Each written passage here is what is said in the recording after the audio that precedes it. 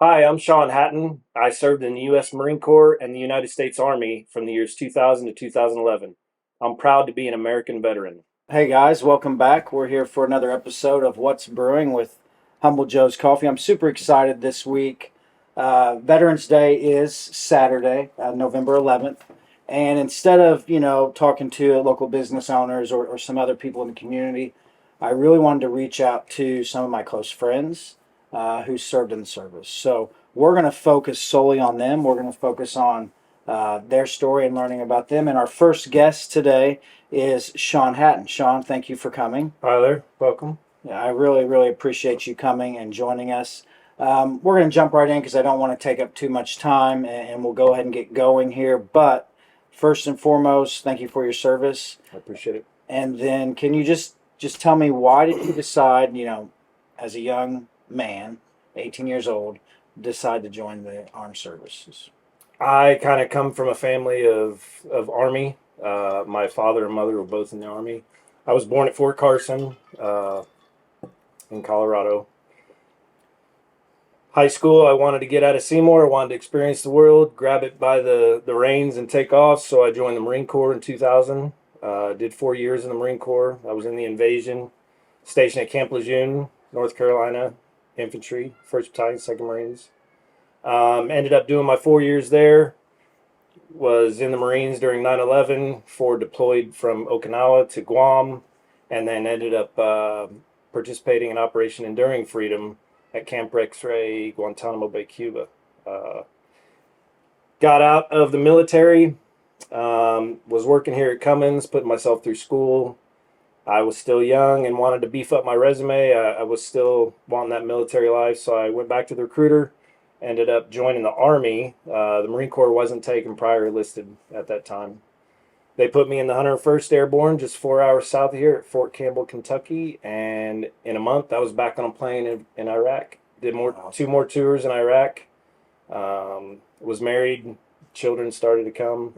Um, Wife and I decided it's probably best that I go ahead and get out. Um, just that stability.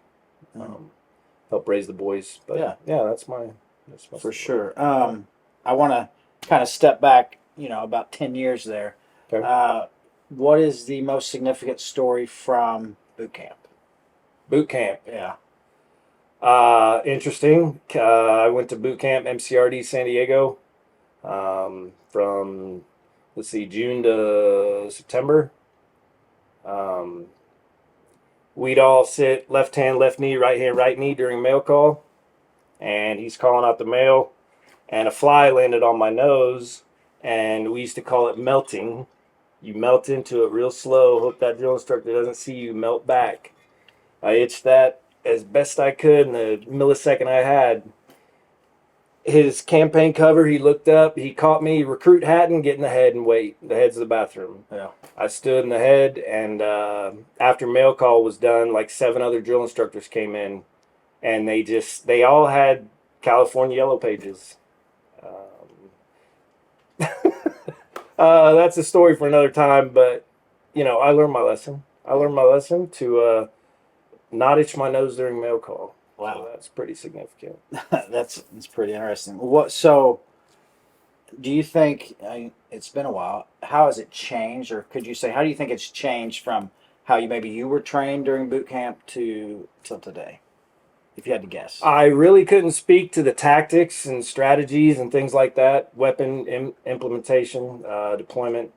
I've been out since 2011, but I know that since I've been out, a lot of the branches, a lot of the different MOSs, the jobs have went co-ed, so giving females the opportunity to kind of do some of the same thing that the men have always done. Um, I've not experienced it.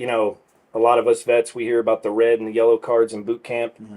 Things are getting hard. They flash these cards, and the drill instructor's supposed to essentially take a timeout. Now wait a minute. I've heard Wait a minute. both sides. I don't know if it's Now actually in would play. you have ever used one of those? No, negative. Not when you had to itch the fly. No, I wasn't going to be that guy. Okay.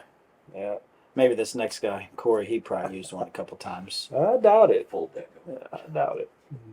Yeah, very cool. Thanks for sharing. As far as lessons learned.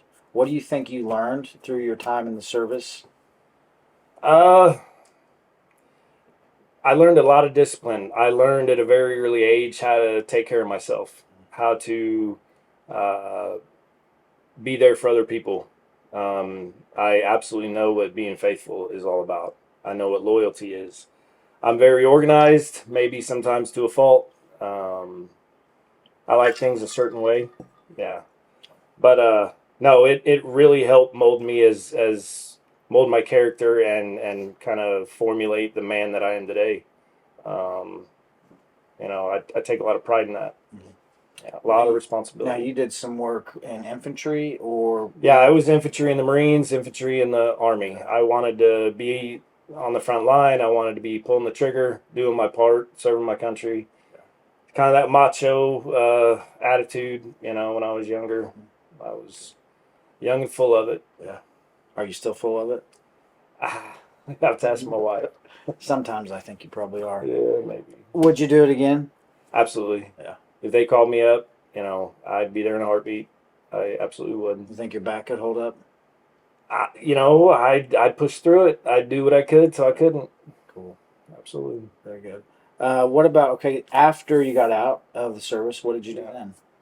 I dabbled in security here at our local Army base, Camp Atterbury. Yeah, I started really having a lot of back problems, so I had to kind of step away from the more manual labor type things, and I actually work with children now at our local middle school. Very good. And I love it. You Enjoy it. You trying to instill some of that discipline in their lives and helping them? Not so much the discipline, just more like accountability and trying to teach them a little bit of structure. Yeah. That's what they need. Yeah. It helps. Yeah. Good. Yeah, I think so. Anything else you'd like to share? What about someone that's 17, 18 years old thinking about joining the service? What advice would you give them? I would say be humble. I was terrified. Yeah. I got on a bird and I flew. It was in 2000, and the Pacers were playing the Lakers for the NBA championship, and I was on the bird and I could hear it on the plane. Yeah. And I was terrified. I was leaving my home, my parents, my sister. I was flying off into the unknown. I didn't know what I was getting myself into, but I knew that I was ready for whatever. Yeah. And I traveled a lot. I met people from all walks of life, all different kind of cultures. I really, really expanded my perspective of things in the world. Yeah, I'd do it again. Yeah. I mean, it takes a special person. I don't have that. Like, I don't think I could go and do that. I don't know what you have that I don't, but it takes very special. It's just drive. when you're in a controlled environment and you're pushed to your limits, you'd be amazed at what you never thought you could do that you can pull off. Okay, two more things. Sure. What is the craziest story that you can share, and then what would be the most intense or maybe scary story that you feel like sharing? Well, hands down, scariest is just being under fire. I was in a lot of firefights, a lot of explosions. When anybody's in that moment where life and death is, it could happen at any moment. It's surreal. You kind of dissociate, you unattach, you just don't know what's coming. So Are you probably are you thinking about that, or no? are you It's just reacting. it's reacting. I mean, they say training kicks in, and that is it's amazing at what adrenaline and just knowing that your brothers are on your left and right, and they're counting on you just like you're counting on them. It's amazing what you and your brain will get you through. Yeah.